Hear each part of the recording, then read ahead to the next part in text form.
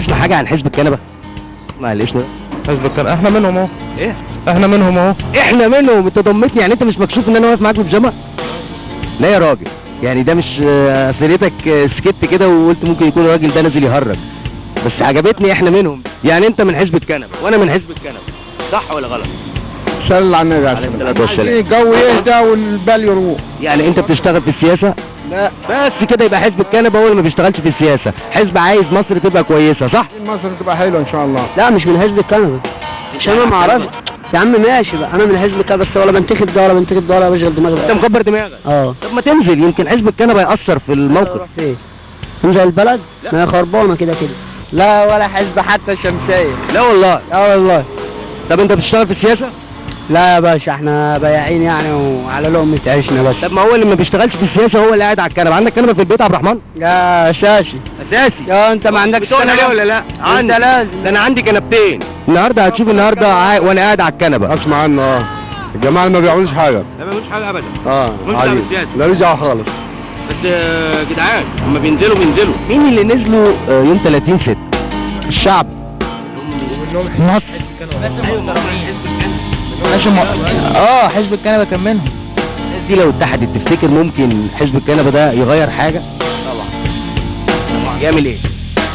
اهم حاجه بس يغوروا الاخوان دول. ما اعرفش اي حاجه.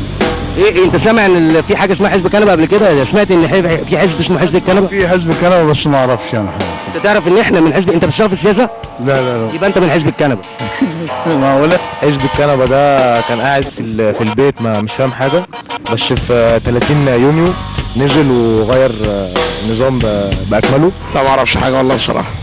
طب ايه هو حزب الكنبه؟ سمعت الاسم ده قبل كده ولا ما تعرفوش؟ مش الحزب كحزب اللي هم اطلقوا على الناس اللي قاعدين في البيوت ان هو اسمهم حزب الكنبه عشان ما بيشتغلوش سياسه. انت بتشتغل سياسه؟ لا حضرتك ماليش في السياسه. ناس قاعده على الكنبه. ناس قاعده على الكنبه، ما انا عارف. يعني تعرف ايه عنهم؟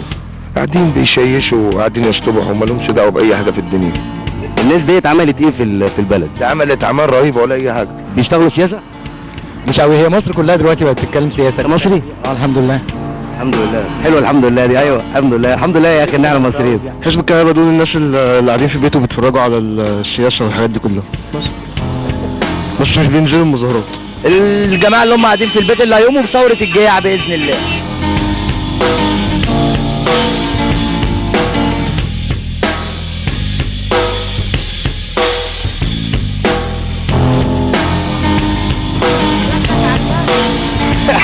ساعد الراجل يا اخي.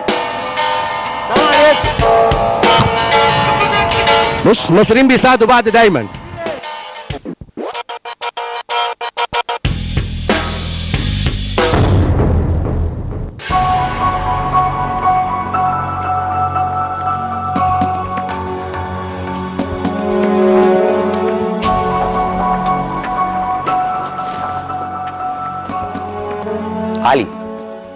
علي بيجامة.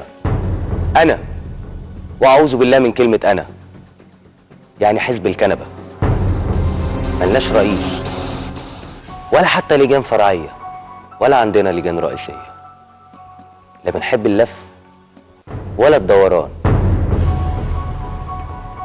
وكمان ما عندناش تمويل